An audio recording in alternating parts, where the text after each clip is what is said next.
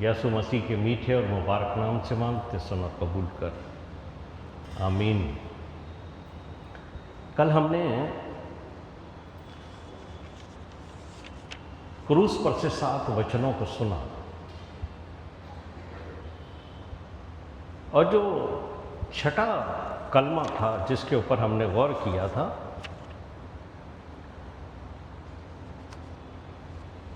वो था पूरा हुआ। इंग्लिश की जितने भी वर्जन हैं बाइबल के उसमें इसको लिखा गया है इट इज़ फिनिश्ड। लेकिन अगर आप फिनिश्ड को हिंदी में ट्रांसलेट करेंगे तो इसका मतलब होता है ख़त्म हो जाना।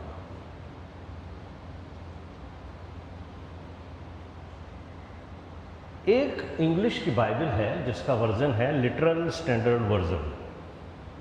वहाँ पर जो वर्ड का इस्तेमाल किया गया है वो मुझे बहुत एप्रोप्रिएट लगा और वहाँ लिखा है इट हैज़ बीन अकम्प्लिश्ड। वो काम जो खुदा ने यसु मसीह को दिया था, वो मिशन इंसान को पाप में छुड़ाने का, वो पूरा हुआ है। लेकिन काम अभी बाकी है। खुदा यसु मसीह के काम न सिर्फ इस संसार में बल्कि संसार से जाने के बाद स्वर्ग में भी अभी तक खुदावंद यसु मसीह काम करता है।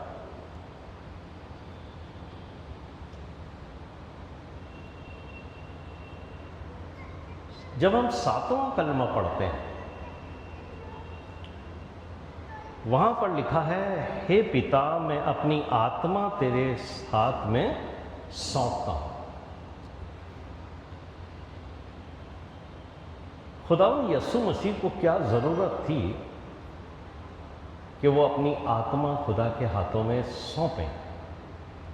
हमें इस गहरे भेद को जानने से पहले ये भी समझना है कि यसु मसीह ने इस बाबत क्या कहा था। यूहन्ना का 10वां अध्याय 17 और 18 पद में यसु मसीह ने कहा है पिता इसलिए मुझसे प्रेम रखता है कि मैं अपना प्राण देता हूं कि उसे फिर पालूं। कोई उसे मुझसे छीनता नहीं वरन मैं उसे आप ही देता हूं। मुझे इसके देने का भी अधिकार है और उसे फिर ले लेने का भी अधिकार।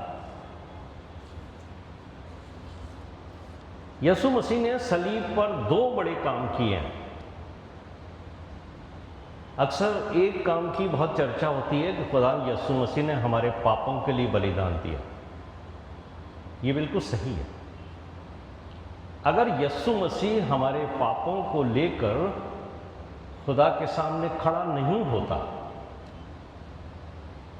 तो हमारे पाप क्षमा नहीं होते। कल जो चौथा कलमा बोला गया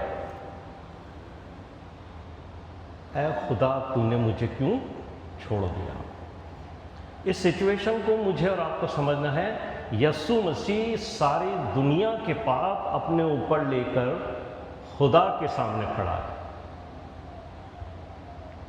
उसके ऊपर तमाम दुनिया के पाप हैं और वो पाप बन गया है, पापी नहीं बना है, ध्यान रखिए। और वो इस समय अपने पिता के सामने नहीं खड़ा है, वो उस परमेश्वर के सामने खड़ा है जो न्यायी है। ये जितनी बार हम पापों की क्षमा के लिए आते हैं इस वेदी पर, याद रखिए हम पिता के सामने नहीं बल्कि उस न्यायी परमेश्वर के सामने खड़े होते हैं जिसको न्याय करने का अधिकार है, वो हमारा न्याय करता है। लेकिन अब जो फाइनल जजमेंट है उसके लिए खुदा ने ये इख्तियार यसु मसीह को दिया है। इसलिए यसु मसीह ने कहा था पिता किसी का न्याय नहीं करता बल्कि उसने न्याय करने का अधिकार पुत्र को दे दिया। तो जिस समय खुदावंद यसु मसीह दुनिया के तमाम पापों को लेकर खुदा के सामने खड़ा है, वो न्यायी परमेश्वर है। ये इनकी पोजीशंस चेंज होती है। अब खुदावंद यीशु मसीह बेटा नहीं है, लेकिन दुनिया के पाप लेकर वो एक पाप बन गया है। और जहाँ पाप है, इसको थोड़ा कंट्रोल, जहाँ पाप है वहाँ खुदा नहीं है। और इसीलिए उस शाम के समय काले बादल और अंधेरा सा छाया हुआ है, जो शैतान की उपस्थिति को दर्शाता है। शैतान पूरे समय वहां है, लेकिन उस समय से शैतान ने एक बड़े काम की जो योजना बना के रखी है, वो उस काम को पूरा करने के लिए यीशु मसीह के पास है। जैसे ही यीशु मसीह अपनी आत्मा को दें, आत्मा शरीर छोड़े, उनको मृत्यु हो, शैतान उस आत्मा को पकड़ना चाहता है कि वो उसको लेकर अधोलोक में जाकर उस आत्मा को भी रखे। लेकिन खुदावंद यीशु मसीह ने अपनी आत्मा स्वयं निकालकर परमेश्वर के हाथों में दिए, और इस एक्ट के द्वारा खुदावंद यीशु मसीह ने मृत्यु को हराया है। सलीब पर दो बड़े काम हुए हैं, मैंने आपसे कहा, जिसकी चर्चा हम करते हैं, वो है पापों की क्षमा। लेकिन जो दूसरा बड़ा काम हुआ है वो मृत्यु को हराना है, मृत्यु पर विजय प्राप्त करना। अदन की वाटिका में दो काम हुए थे। पहला काम ये हुआ था कि इंसान ने पाप किया है। पाप की वजह से मृत्यु आ गई थी। पहला काम हुआ है पाप, पाप से मृत्यु आ गई है, और मृत्यु ने इंसान को परमेश्वर से हमेशा के लिए जुदा किया। मृत्यु का जो बंधन है वो शैतान का बंधन है। इसको लियन कहते हैं। समझते हैं आप? आधिपत्य। जैसे आप कोई चीज बैंक से लोन पर ले लेते हैं, मोटरसाइकिल ले लिया आपने लोन पर, आप मोटरसाइकिल को यूज करते हो, लेकिन बैंक का लियन उसके ऊपर है कि इसका मालिकाना हक मेरा है। जब तक आप उस पैसे को पूरा नहीं चुका देते हो, तब तक आपके पास उसका मालिकाना अधिकार नहीं है। क्लियर हुआ आपको ये? जैसे आपने घर लिया, आप घर में रहोगे, उसका मेंटेनेंस करोगे, सब कुछ है, आपकी नेम प्लेट भी बाहर रहेगी, लेकिन अगर आपने बैंक को फाइनेंस करा रखा है तो बैंक का मालिकाना हक बैंक के पास है। आपके मकान का मालिकाना हक आपके पास नहीं है, आप यूज कर सकते हो, लेकिन उसका ओनरशिप जो है वो बैंक के पास है। जब तक इंसान की मृत्यु का और पाप का कंप्लीट भुगतान नहीं हो गया, तब तक शैतान का आधिपत्य है, उसका लियन उसके ऊपर मार्क है। मेरी और जो आपकी रूह है उसके ऊपर उसका मार्क है, उसका आधिपत्य है।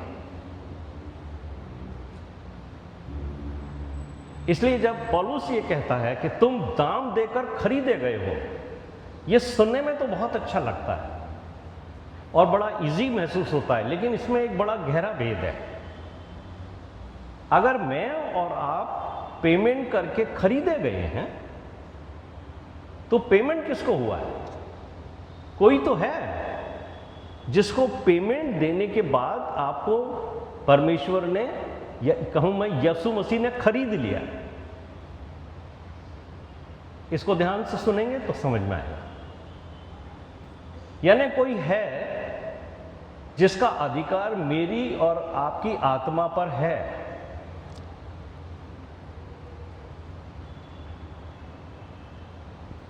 वो है शैतान। शैतान ने आदम और हवा से पाप कराकर आदम की जो लाइन है, जो उसका वंश है, उसमें पाप डाल दिया है। इसलिए जितने भी आदम से लेकर यीशु मसीह तक जन्मे, उन सब के द्वारा जन्मते ही हम पापी ठहरते हैं। आज भी हम हैं, ना सिर्फ वहाँ तक बल्कि आज भी पौलुस कहता है हमने जन्म से ही पाप किया है। हम पाप के साथ जन्मते हैं, इसलिए हम पापी हैं। और परमेश्वर के सामने जो मेमना बलि किया जाएगा, उसका लहू पवित्र होना चाहिए, वो मेमना निष्पाप होना चाहिए। इसलिए कोई भी मनुष्य ऐसा नहीं रहा संसार में जो निष्पाप हो, जो अपने बलिदान के द्वारा मुझे और आपको पापों से छुड़ा सके। इसलिए परमेश्वर ने ये योजना दी कि उसने अपने बेटे यीशु मसीह को पवित्र आत्मा के द्वारा संसार में भेजा है। आदम की नस्ल से नहीं है इंसान, प्रभु यीशु मसीह, ये ध्यान रखिए। आदम की नस्ल से जितने लोग संसार में आएंगे वो पाप के साथ जन्म लेंगे, लेकिन एक यीशु मसीह है जो आदम की नस्ल से नहीं है, वो पवित्र आत्मा के द्वारा है। और दूसरी बात जो महत्वपूर्ण है, जो हम अक्सर नहीं समझ पाते हैं, यीशु मसीह ने जन्म नहीं लिया है, क्योंकि यीशु मसीह तो शुरू से है। Gospel of John chapter 1 verse 1, आदि में वचन था, वचन परमेश्वर के साथ था, वचन ही परमेश्वर था। तो यीशु मसीह तो सनातन काल से चला आ रहा है, लेकिन जब वो संसार में आया है तो उसने देह धारण की है, जो 14वें पद में लिखा है।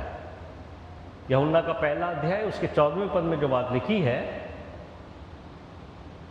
कि उसने देह धारण की और हमारे बीच में रहा। लेकिन क्योंकि इंसान के रूप में आया है, इसलिए हम उसको कहते हैं कि उसने आज जन्म लिया है। तो यीशु मसीह का संसार में आना एक निष्पाप मेमने के रूप में, जिसके अंदर कोई भी पाप नहीं था, उसने अपने पवित्र लहू को परमेश्वर की वेदी के सामने चढ़ाया। इसलिए वो हमारा महायाजक है, जो आपको इब्रानियों की पुस्तक में लिखा हुआ मिलेगा। इसलिए वो मनुष्य बना कि हमें पाप से और मृत्यु से छुड़ाए। जो अभी इब्रानियों की पुस्तक पढ़ी गई, उसके दूसरे अध्याय में जो हमारे बुजुर्ग वोथा साहब ने पढ़ी थी, उसमें 14 और 15वां पद खोलिए। यीशु मनुष्य बना ताकि मनुष्यों की मृत्यु की प्रक्रिया से गुजरे। मृत्यु को हटाने के लिए, हराने के लिए वो मनुष्य बना। उसने मृत्यु की प्रक्रिया से गुजरा, यानी उसने भी प्राण त्यागे और अपनी मृत्यु के द्वारा शैतान की उस शक्ति को जो उससे मृत्यु पर मिली थी, उसने उसको निकम्मा कर दिया, निष्क्रिय कर दिया, इनऑपरेटिव कर दिया। वो ऑपरेट होती थी शक्ति, और जितने भी लोग आदम से लेकर के और यीशु मसीह तक मरे हैं, उन सब की आत्मा को शैतान का लियन होने की वजह से शैतान पकड़कर अधोलोक में ले जाकर के अपने पास रखता था, जब तक कि यीशु मसीह ने मृत्यु को क्रूस पर नहीं हराया। ये थोड़ा सा सुनने में हमें अजीब लगता है, लेकिन आप में से जिन लोगों ने इस शब्द को पढ़ा है बाइबल में, अधोलोक, इसको उर्दू में आलम अरवाह कहते हैं, ये वो स्थान है जिसे मृतकों का स्थान कहते हैं। और ये ज़मीन के नीचे खुदा ने रख छोड़ा था। इसके ऊपर पूरा कंट्रोल खुदा का है और कई जगह बाइबल के अंदर इसका जिक्र आता है। अधोलोक में वो सब आत्माएं, उनमें भली आत्माएं भी हैं और उसमें वो आत्माएं भी हैं जिन्होंने पाप किए और उनका, आप समझ लीजिए कि उनको नरक के अलावा कोई स्थान नहीं मिलेगा।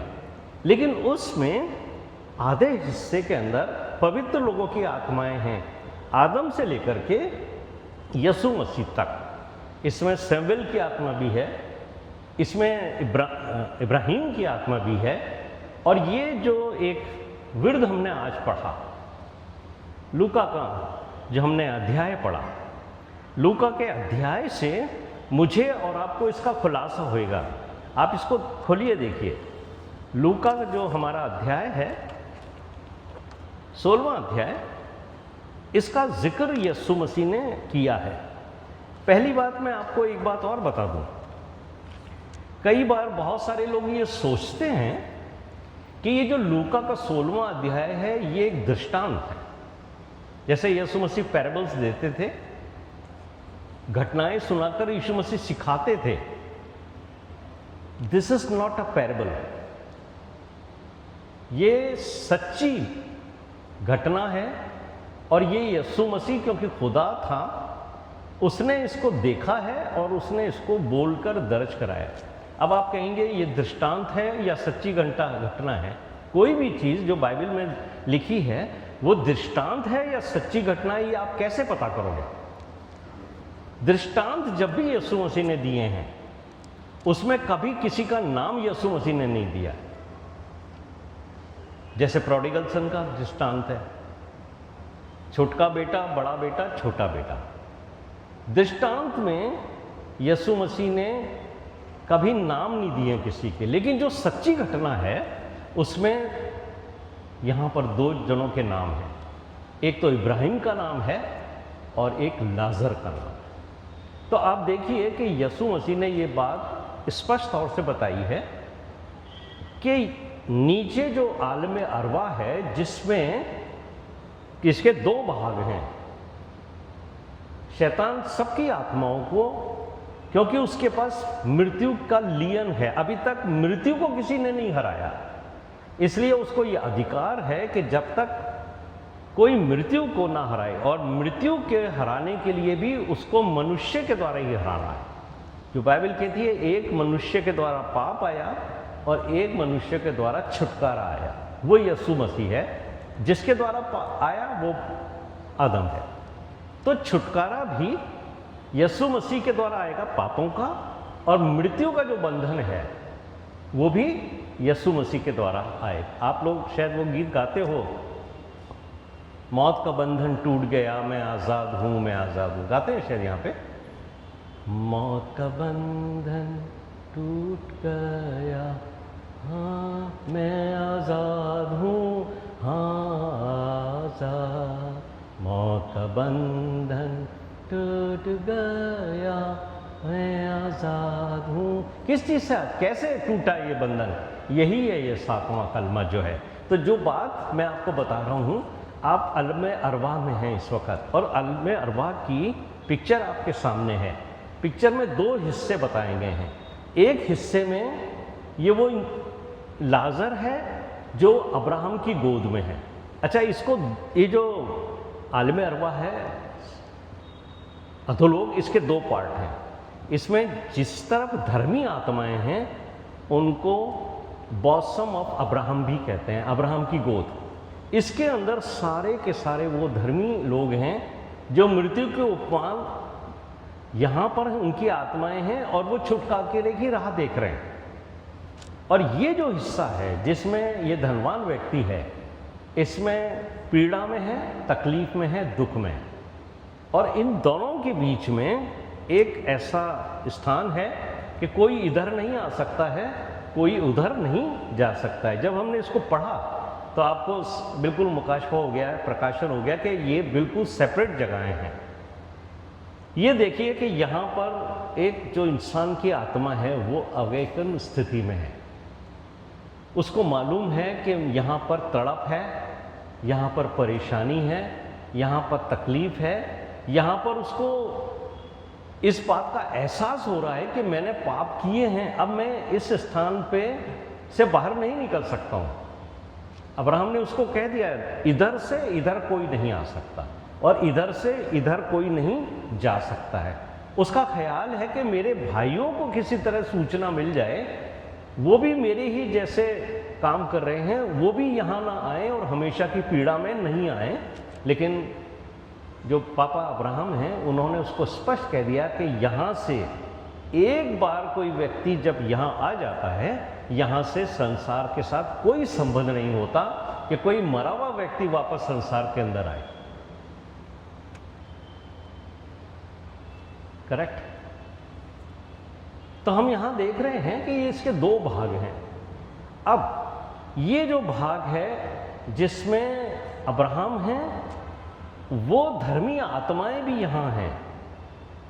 जब यीशु मसीह की मृत्यु हुई है क्रूस पर, यीशु मसीह ने अपनी स्पिरिट निकालकर खुदा के हाथ में दी है, और जब उसने अपनी स्पिरिट परमेश्वर के हाथ में दे दी है, तब शैतान का वो बंधन जो मृत्यु का बंधन है, जो मनुष्य की आत्माओं पर हावी होता है और उनको पकड़ करके और अधोलोक में रखता है, वो पावर टूट गई है, जिसको इब्रानियों ने लिखा है।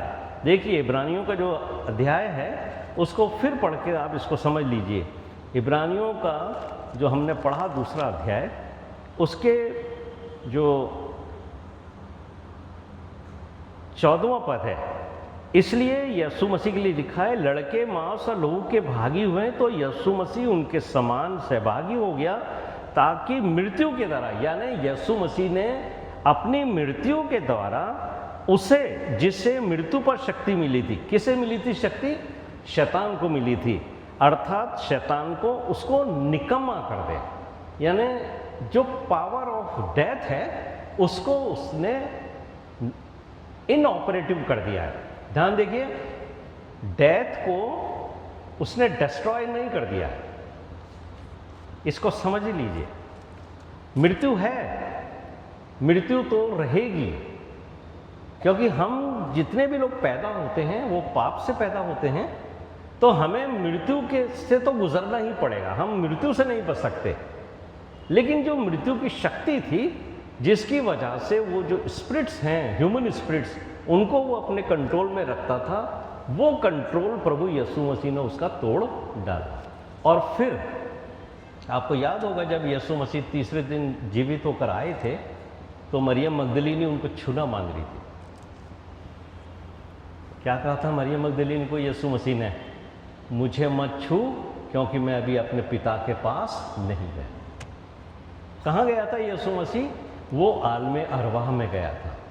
आलम अरवाह का वो वाला हिस्सा जिसके अंदर पवित्र आत्माएं थीं, अच्छे लोगों की आत्माएं थीं, वहाँ जाकर यीशु मसीह ने प्रचार किया है। और क्योंकि आप देखेंगे दोनों तरफ बातचीत हो सकती है। लाजर जो बात कह रहा है वो अब्राहम सुन रहे हैं, वो जो धनवान व्यक्ति बोल रहा है वो अब्राहम सुन रहे हैं। अब्राहम जो बात कह रहे हैं वो धनवान व्यक्ति सुन रहा है। इसका मतलब है कि जब यीशु मसीह इस वाले हिस्से में उतरे हैं जहाँ पवित्र लोगों की आत्माएं रह रही हैं, तो जो बात यीशु मसीह ने यहाँ कही है, जो प्रचार यीशु मसीह ने करा है यहाँ पर, और ये आपको मिल जाएगा दूसरे पतरस के अंदर, पतरस की दूसरी पत्री के अंदर ये बात मिल जाएगी आपको कि यीशु मसीह जो हैं वो नीचे उतरे हैं और यहाँ उन्होंने कैदी आत्माओं को प्रचार किया है। अब कैदी आत्माएं कौन हैं? कैदी आत्माएं उस हिस्से में हैं जिसमें वो धनवान व्यक्ति था, ताकि उनको भी पता पड़े, दोनों हिस्से के लोगों की आत्माओं को ये पता पड़े कि जिस मसीहा की तुम राह देख रहे थे, जिस छुटकारे के लिए तुम राह देख रहे थे, वो छुटकारा यीशु मसीह ही है। यीशु मसीह ने वहाँ प्रचार करके दो काम किए हैं। एक तो उन आत्माओं को, उन स्वर्गदूतों को भी जो वहाँ बंधन में थे, जिन्होंने शैतान के साथ काम किया था, उनको ही आत्माएं भी वहाँ हैं, मनुष्य के आत्माएं भी वहाँ हैं। इनको जितने भी मनुष्य हैं उनको यीशु मसीह ने बता दिया कि मैं वही मसीहा हूँ जिसकी तुम आनकर राह देख रहे थे। और फिर जब प्रचार हुआ है तो जो बात फिलिपियों की पुस्तक उसके अंदर लिखी है, क्या लिखी है फिलिपियों की, आप वो खोलिए, देखिए आप। फिलिपियों की मैंने इसलिए पढ़ाया ताकि आपको फिलिपियों का दूसरा अध्याय उसका 10वां पद, इसको समझिए आप। फिलिपियों की पत्री उसका दूसरा अध्याय उसके 10वां पद, कि जो स्वर्ग में और पृथ्वी पर और पृथ्वी के नीचे हैं वे सब यीशु के नाम से घुटना टेकें। आप समझ रहे हैं? स्वर्ग में यीशु मसीह शुरू से हैं, वहाँ पर स्वर्गदूत हैं, वो यीशु मसीह की उपासना पहले भी करते थे जब वो यीशु मसीह संसार में नहीं आए थे। तो ये स्वर्गदूत तो यीशु मसीह के सामने घुटना टेकते हैं। संसार में मैं और आप यीशु मसीह के सामने घुटने टेकते हैं, लेकिन ज़मीन के नीचे कौन लोग हैं जिन्होंने यीशु मसीह के सामने घुटने टेके? जो पौलुस क्या कह रहा है, फिर पढ़िए इसको, जो कि स्वर्ग में, पृथ्वी पर और पृथ्वी के नीचे हैं वे सब यीशु के नाम पर घुटना टेकें। तो ये जो बॉसम ऑफ अब्राहम है, जो अब्राहम की गोद कहलाती है, जिसमें वो पवित्र लोगों की आत्माएं हैं जो आदम से यीशु मसीह तक मृत्यु को प्राप्त हुए थे और जिनको शैतान ने मृत्यु के बंधन की वजह से अपने कंट्रोल में रख रखा था, उन सब ने यीशु मसीह के सामने घुटना टेका और यीशु मसीह को स्वीकार किया कि ये हमारा प्रभु है। उन्होंने यीशु मसीह को कभी नहीं देखा था, यीशु मसीह आए नहीं थे, लेकिन बहुत से लोगों ने बहुत अच्छा जीवन व्यतीत किया था और उनकी जो आत्माएं हैं वो उस पार्ट में हैं जो धर्मी लोगों की आत्माओं के लिए बनाया गया स्थान था, उसमें अब्राहम भी था। इसलिए यीशु मसीह ने ये बात कही थी उनसे, यहूदियों से, कि तुम्हारा पिता अब्राहम भी मेरा दिन देखने के लिए उत्साहित था। लेकिन जब यीशु मसीह नीचे गए हैं अधलोक के अंदर, तब अब्राहम ने भी यीशु मसीह को अपना उद्धारकर्ता करके ग्रहण किया। और जब जितने लोगों ने उद्धारकर्ता ग्रहण करके किया, उनकी आत्माओं को प्रभु यीशु मसीह वहाँ से निकाल करके तीसरे स्वर्ग में ले जाकर प्रभु यीशु मसीह ने रखा है। इसका रेफरेंस आपको इफिसियों के 4 अध्याय में मिलेगा। खोलिए इफिसियों का 4 अध्याय।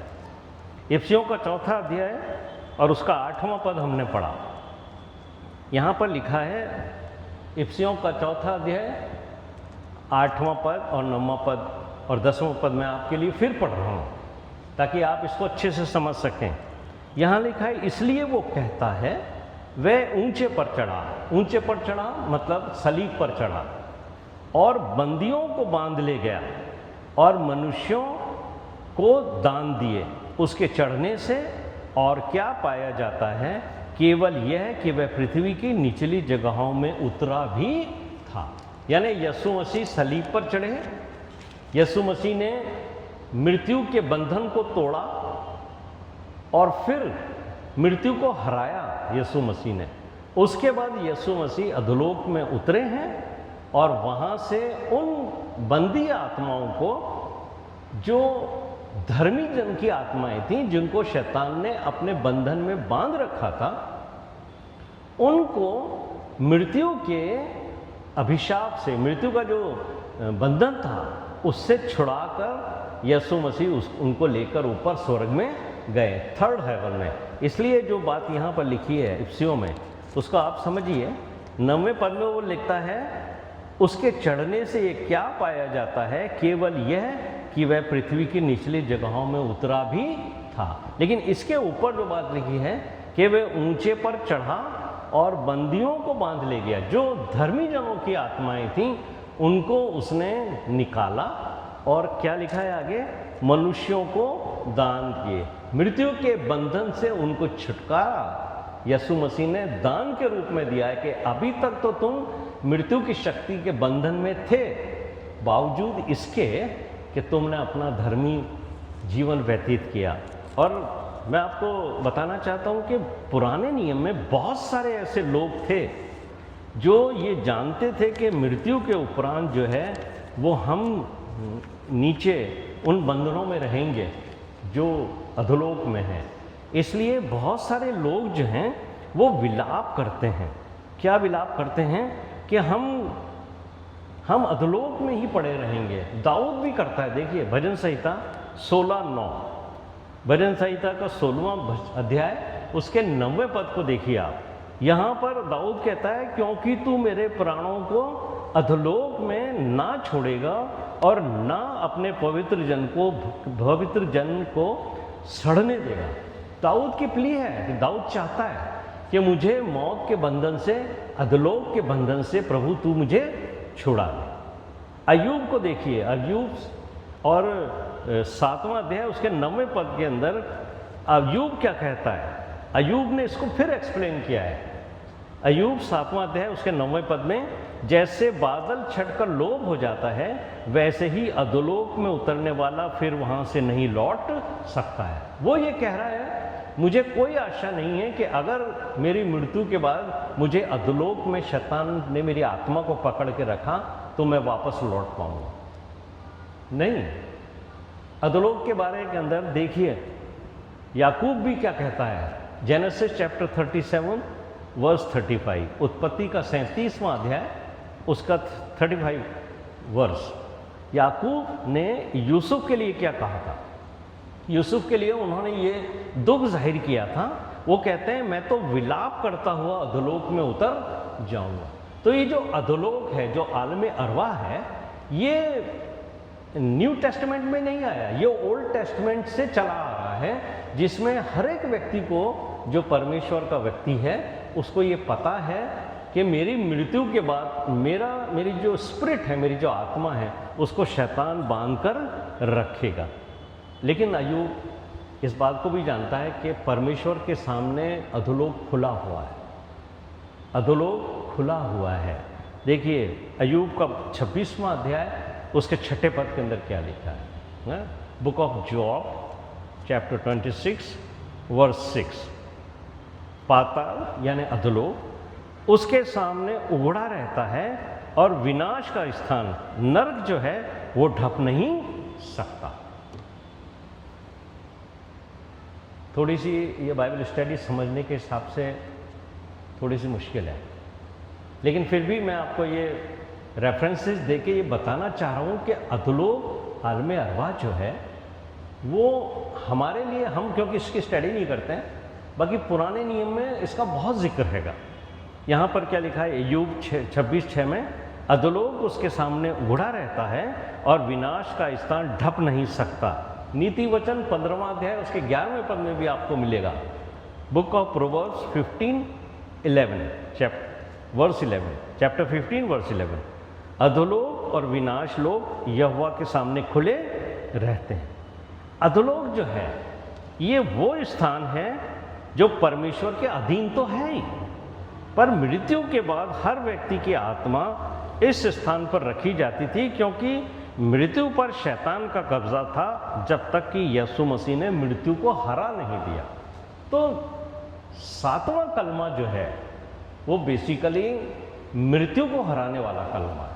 यीशु मसीह ने अपनी आत्मा को निकाला और परमेश्वर के हाथ में दे दिया। शैतान वहाँ है, वो चाहता है कि यीशु मसीह की स्पिरिट को भी अपने कब्जे में ले, लेकिन यीशु मसीह ने अपनी आत्मा निकाल करके परमेश्वर के हाथ में देकर शैतान की उस शक्ति को, जो मृत्यु की शक्ति थी, उसको उसने नल एंड वॉइड कर दिया। इनऑपरेटिव मौत है, क्योंकि मौत जो है वो मनुष्य का, परमेश्वर जो है वो मृत्यु को सबसे आखिर में नष्ट करेगा। अगर प्रकाशित वाक्यों को पढ़ते हो आप, तो मौत जो है वो सबसे अंत के अंदर जो है वो आग की झील के अंदर डाली जाएगी।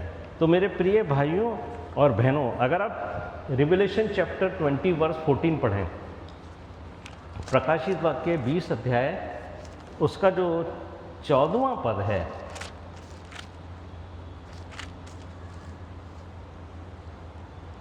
देखिए 14वें पद में लिखा है, मृत्यु और अधोलोक आग की झील में डाले गए हैं।